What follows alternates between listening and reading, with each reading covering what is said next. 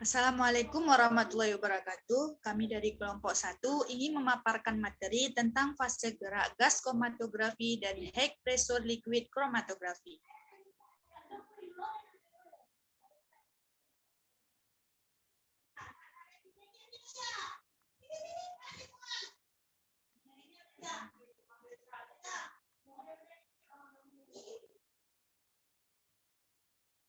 Yang beranggota Bahraina Adkin, saya sendiri Wilda Rahmi, Siti An-Nur Maisara, dan Nurul Asma, dengan dosen pengampu Prof. Dr. Nats Rinaldi Idros, SSI. Outline presentasi gas kromatografi dan high pressure liquid kromatografi, pengertian, fasa yang digunakan, prinsip kerja alat, syarat fasa gerak, contoh fasa gerak, mekanisme kerja fasa gerak, dan kelebihan serta kelemahan fasa gerak. Gas kromatografi. Gas kromatografi merupakan jenis kromatografi yang umum digunakan dalam analisis kimia untuk pemisahan dan analisis senyawa yang dapat menguap tanpa mengalami dekomposisi. Penggunaan umum gas kromatografi mencakup pengujian kemurnian senyawa tertentu atau pemisahan komponen berbeda dalam suatu campuran. Instrumen gas kromatografi, seperti yang kita lihat pada gambar, ada gas pengangkut, tempat injeksi, kolom, oven, detektor, dan recorder. Gas pengangkut atau gas pemasuk ditempatkan dalam silinder bertekanan tinggi. Tempat injeksi yaitu untuk mengantarkan sampel ke dalam aliran gas pembawa. Kolom, ada dua jenis kolom yang digunakan dalam gas kromatografi. Yang pertama, kolom kemas, yaitu berupa tabung yang terbuat dari gelas atau stainless berisi suatu padatan inerts yang dikemas secara rapi. Kemudian ada kolom kapiler, yang biasanya terbuat dari silika dengan lapisan poliamida. Kemudian ada oven. Kolom terletak di dalam sebuah oven dalam instrumen. Suhu oven harus diatur di bawah titik didih sampel.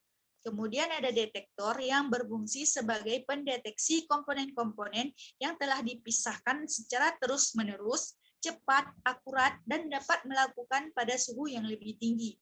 Kemudian yang terakhir ada recorder yang berfungsi sebagai pengubah sinyal dari detektor yang diperkuat melalui elektrometer menjadi bentuk kromatogram. Selanjutnya,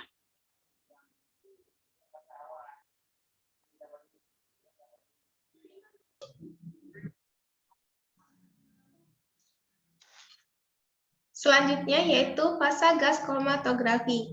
Kromatografi adalah suatu teknik pemisahan campuran berdasarkan perbedaan distribusi dari komponen-komponen dalam fasa gerak dan fasa diam. Fasa gerak dapat berupa gas atau cairan, sedangkan fasa diam dapat berupa cairan ataupun padatan. Fasa gerak atau mobil phase adalah sebuah operator gas yang biasanya berisi dari gas murni seperti helium ataupun gas yang tidak reaktif seperti gas nitrogen.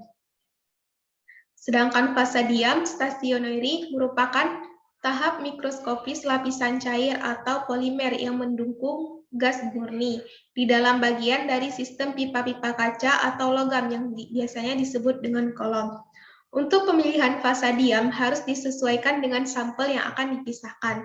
Untuk sampel yang bersifat polar, sebaiknya digunakan fasa diam yang bersifat polar. Begitupun dengan sampel yang nonpolar, sebaiknya digunakan fasa diam yang bersifat nonpolar agar pemisahan dapat berlangsung lebih sempurna. Fasa diam berada di dalam kolom, sehingga dia berfungsi untuk memisahkan komponen yang berbeda sehingga mengakibatkan masing-masing komponen keluar dari kolom pada waktu yang berbeda atau biasa disebut dengan waktu retensi.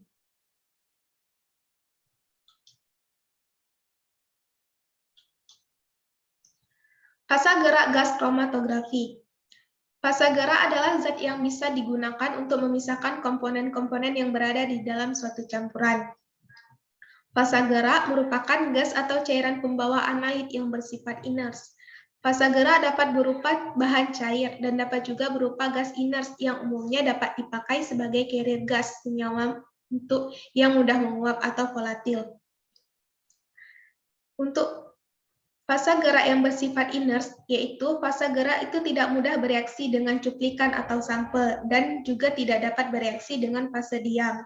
Sehingga fase gerak ini juga mempunyai fungsi utama, yaitu untuk membawa uap analit melalui sistem kromatografi tanpa berinteraksi dengan komponen-komponen yang ada di dalam sampel. Dalam kromatografi gas, fase gerak atau mobil phase dalam sebuah operator gas yang biasanya gas tersebut terdiri dari gas murni, yaitu gas helium, ataupun gas yang tidak reaktif seperti gas nitrogen.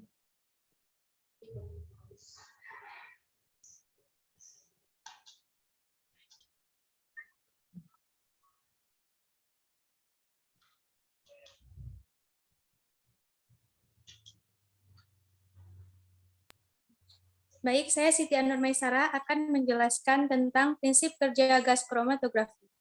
Prinsip analisis kromatografi adalah mengalirkan cuplikan atau sampel dengan bantuan fase gerak ke dalam kolom atau plat yang berisi fase diam, di mana komponen-komponen yang ada dalam cuplikan yang berupa campuran akan terpisah-pisah berdasarkan sifat polaritasnya, sehingga waktu yang diperlukan oleh masing-masing komponen untuk melewati kolom yang biasa disebut dengan waktu retensi akan berbeda-beda.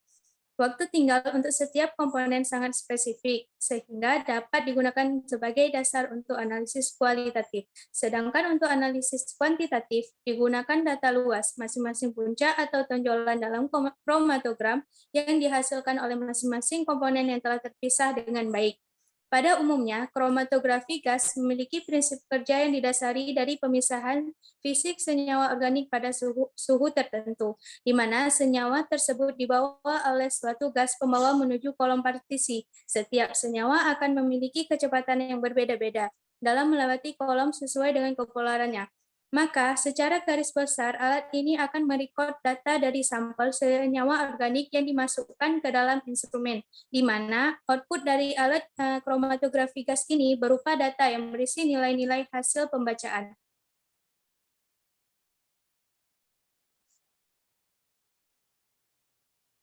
Nah, berikut ini merupakan ilustrasi dari prinsip kerja gas kromatografi.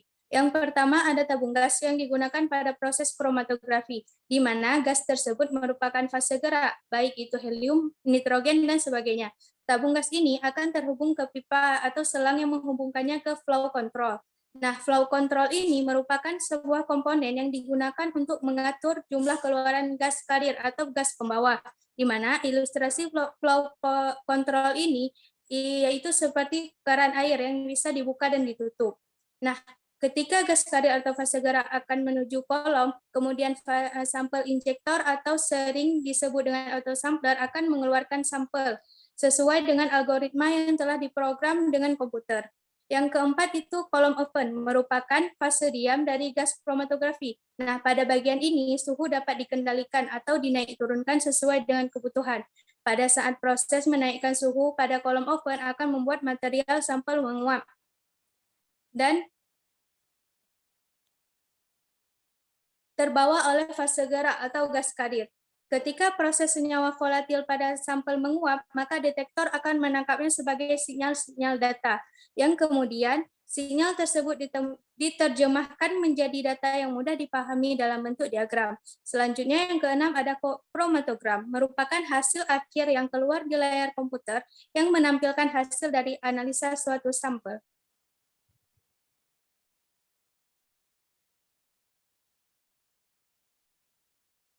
Selanjutnya, syarat fase gerak. Yang pertama itu lembab, yang kedua koefisien difusi gas rendah, yang ketiga kemurniannya tinggi, yang keempat mudah didapat dan murah, yang kelima cocok dengan detektor yang dipakai, yang keenam tidak bereaksi dengan fase diam dan sampel, dan yang ketujuh dapat disimpan dalam tangki tekanan tinggi.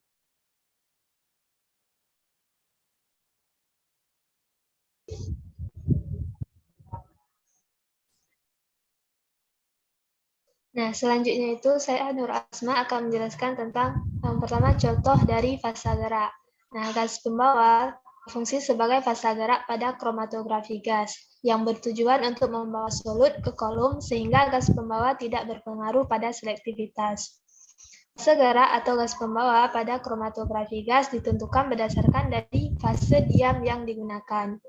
Fase gerak yang bersifat polar atau non-polar biasanya itu bergantung pada pelarut organik yang digunakan, yang disesuaikan dengan jenis sampel yang akan dipisahkan.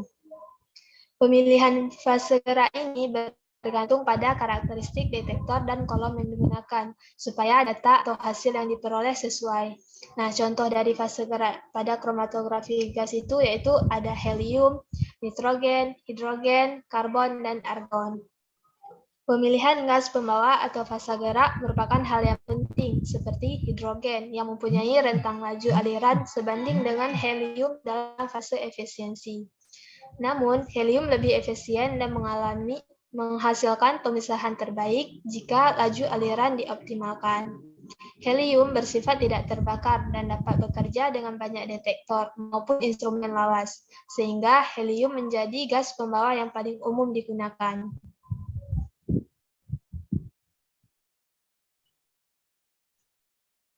Selanjutnya itu ada mekanisme kerja fase gerak gas kromatografi.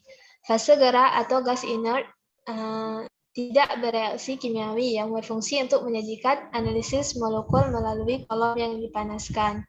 Fase gerak membawa sampel melalui kolom, di mana pemisahan sampel terjadi dalam kolom, yang selanjutnya sampel mengalir bersama dengan fase gerak, yang kemudian menuju ke detektor untuk diubah menjadi sinyal listrik. Fase gerak atau gas pembawa disuplai pada tekanan 10-40 psi dengan kecepatan aliran antara 2-50 cm/3. Tekanan pada gas pembawa tersebut dikontrol dengan menggunakan pengontrol aliran massa atau needle valve. Uap air, hidrokarbon, dan kotoran yang ada pada gas akan mempengaruhi kinerja dari kolom dan detektor.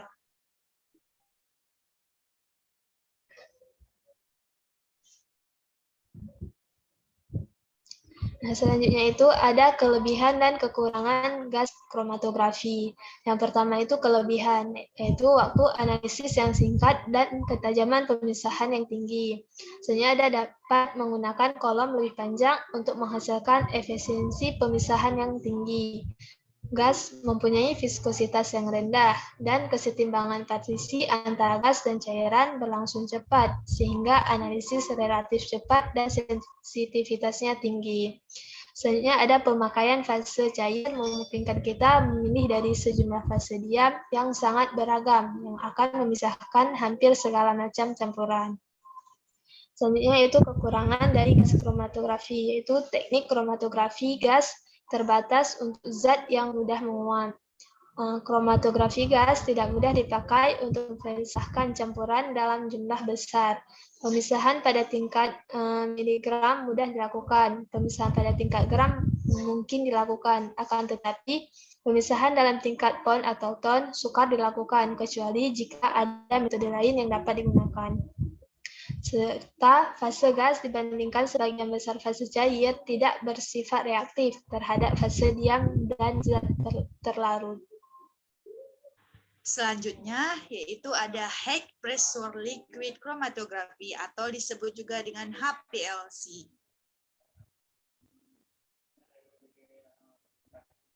Seperti yang kita lihat pada gambar di samping, itu merupakan alat dari HPLC.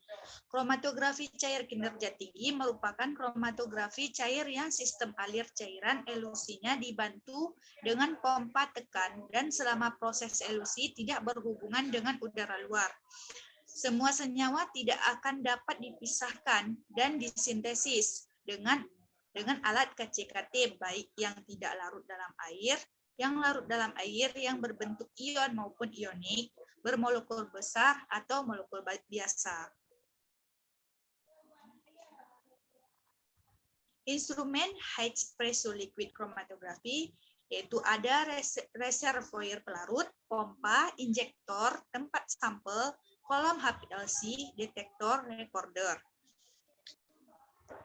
Reservoir pelarut, zat pelarut yang dipakai polaritasnya dapat bervariasi bergantung dari senyawa yang dianalisis. Yang perlu diperhatikan adalah bahwa tempat pelarut tersebut harus memungkinkan untuk proses menghilangkan gas atau udara yang ada pada pelarut. Kemudian pompa. Pompa digunakan untuk mengalirkan pelarut sebagai fasa mobil dengan kecepatan dan tekanan yang tetap. Kemudian ada injektor. Saat sampel diinjeksi ke dalam kolom, diharapkan agar pelarut tidak mengganggu masuknya keseluruhan sampel ke dalam kolom. Injeksi yang dapat digunakan dengan sharing. Kemudian ada tempat sampel dan ada kolom. Kolom yang dipakai memiliki panjang 10 sampai 25 cm dan diameter 4,5 sampai 5 mm yang diisi dengan fase stasioner berukuran 5 sampai 10 mikrometer dan terbuat dari logam atau stainless steel. Kemudian ada detektor. Detektor digunakan untuk mendeteksi sampel. Detektor dibutuhkan untuk mempunyai sensitivitas yang tinggi, linear untuk jangka konsentrasi tertentu dan dapat mendekati eluen tanpa mempengaruhi resolusi kromatografi. Sedangkan recorder yaitu berfungsi sebagai pengubah sinyal dari detektor untuk memperkuat melalui elektrometer menjadi bentuk kromatogram.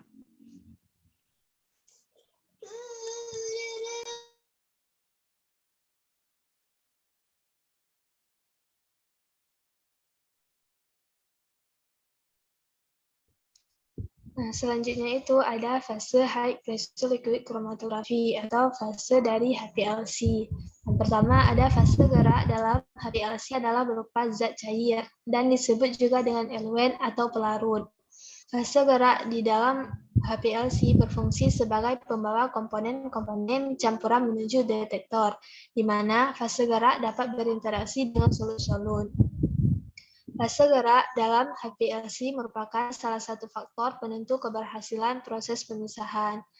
Nah, sebelum digunakan, fase gerak harus dihilangkan gasnya terlebih dahulu untuk menghindari berkumpulnya gas dengan komponen lain pada pompa dan detektor. Selanjutnya, fase gerak juga harus disaring untuk menghindari partikel-partikel kecil yang dapat terkumpul dalam kolom atau tabung sempit yang dapat menyebabkan kekosongan pada kolom atau tabung tersebut. Dan fase gerak atau eluen biasanya terdiri dari campuran pelarut yang bercampur secara keseluruhan, di mana daya elusi atau resolusi ditentukan oleh polaritas keseluruhan pelarut, polaritas fase diam, dan sifat komponen-komponen sampel.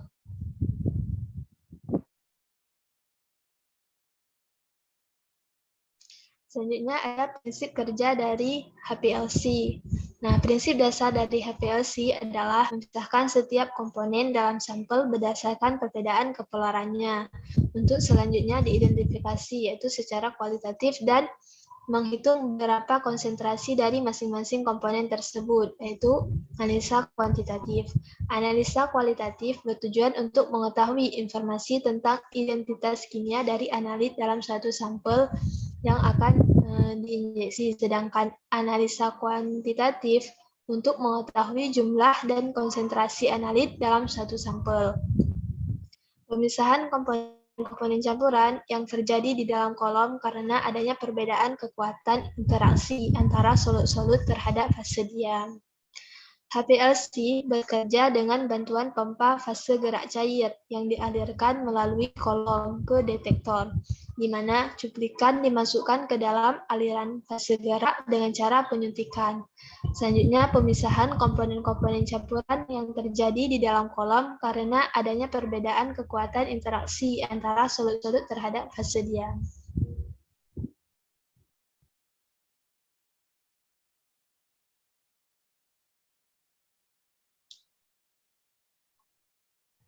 Selanjutnya yaitu syarat fasa gerak HPLC. Yang pertama, zat cair harus bertindak sebagai pelarut yang baik untuk setiap sampel yang akan dianalisis. Kemudian, zat cair harus murni sekali untuk menghindarkan masuknya kotoran yang dapat mengganggu interpretasi kromatogram. Kemudian, zat cair harus jernih sekali untuk menghindarkan terjadinya penyumbatan yang pada kolom.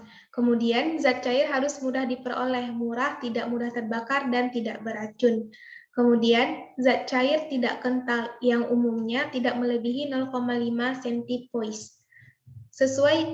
Kemudian, zat cair yang digunakan sesuai dengan detektor yang berfungsi untuk mendeteksi solut-solut yang akan keluar dari kolom analitik.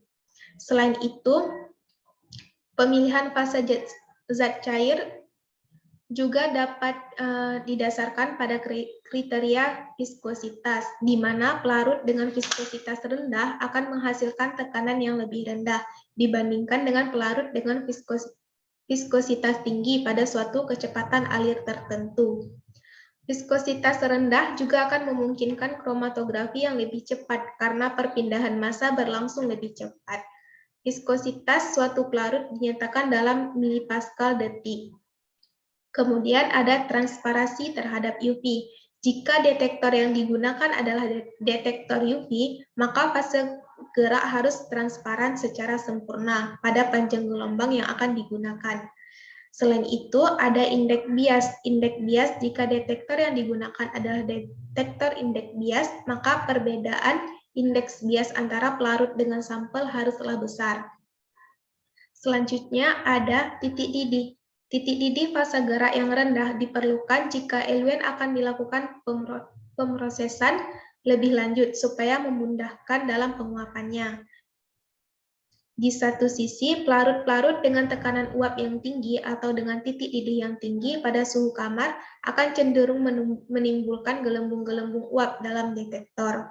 Kemudian, seperti yang dijelaskan tadi, syarat zat fase gerak juga memiliki kemurnian yang tinggi, serta lembab atau inert, di mana fase gerak tersebut tidak boleh bereaksi dengan campuran analit. Jika sampel yang analisis sangat peka terhadap oksidasi, maka fase gerak tersebut dapat ditambahkan dengan senyawa-senyawa yang mengandung antioksidan. Kemudian, syarat lain dari fase gerak yaitu toksisitas, di mana penggunaan pelarut toksik harus dihindarkan, karena pelarut-pelarut terklorinasi dapat melepaskan gas POS-D yang sangat toksik.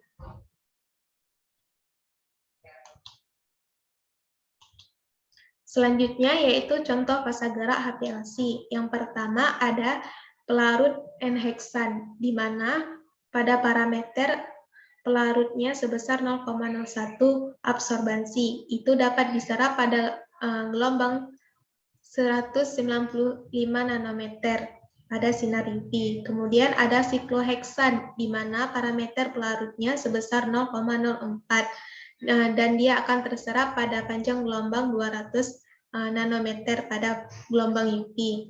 Kemudian ada tetraklorometan, di mana kekuatan pelarutnya itu sebesar 0,18 yang akan terserap pada panjang gelombang UV sebesar 265. Kemudian yang di paling bawah juga ada etanol yang biasa digunakan, yaitu kekuatan pelarutnya 0,88 dan dia akan terserap pada panjang gelombang UV sebesar 205. Fase gerak yang paling sering digunakan untuk pemisahan dengan fase gerak terbaik adalah campuran buffer dengan metanol atau campuran air dengan asetonitril. Untuk pemisahan dengan fase normal, fase gerak yang paling sering digunakan adalah campuran hidrokarbon dengan pelarut yang terklorinasi atau menggunakan pelarut-pelarut jenis alkohol.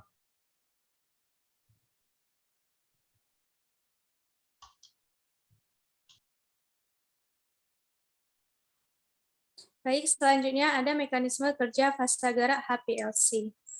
Nah, fase gerak HPLC harus menggunakan pelarut dengan kemurnian yang sangat tinggi. Idealnya, pelarut khusus yang memang sudah memenuhi standar untuk HPLC dipergunakan untuk memperoleh hasil yang lebih akurat.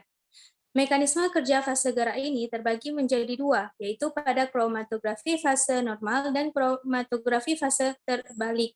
Pada kromatografi fase normal, menggunakan fase diam yang sangat polar, seperti air dan trietilen glikol yang terikat pada partikel silika atau alumina. Sedangkan fase geraknya adalah pelarut yang relatif kurang polar atau non-polar, seperti heksan atau isopropyl ether. Pada kromatografi fase normal ini, senyawa-senyawa yang memiliki tingkat kepolaran lebih rendah akan terelusi lebih awal, karena senyawa yang non-polar paling baik kelarutannya dalam fase gerak, di mana peningkatan kepolaran fase gerak dapat memperpendek waktu elusinya. Sedangkan pada kromatografi fase terbalik, penggunaan fase diamnya adalah senyawa yang bersifat non-polar, yang biasanya merupakan suatu hidrokarbon, dan fase geraknya yaitu pelarut yang relatif lebih polar seperti air, metanol, dan asetonitril. Pada kromatografi fase terbalik ini, senyawa-senyawa yang memiliki tingkat kepolaran lebih tinggi akan terelusi lebih awal, di mana peningkatan kepolaran fase gerak akan memperbesar waktu elusinya.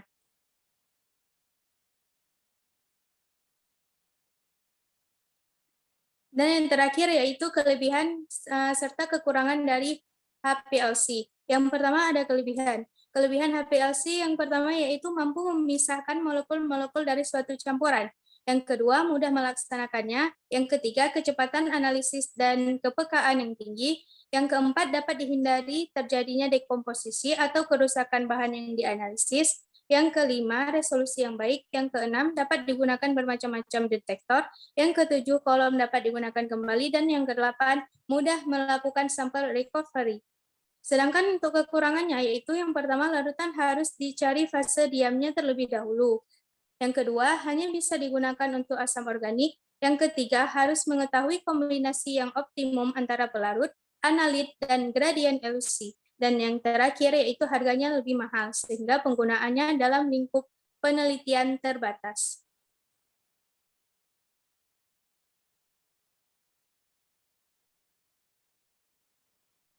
Baik, sekian pemaparan dari kami mengenai fase gerak kromatografi gas dan high pressure liquid chromatography. Semoga bermanfaat. Kami akhiri. Assalamualaikum warahmatullahi wabarakatuh.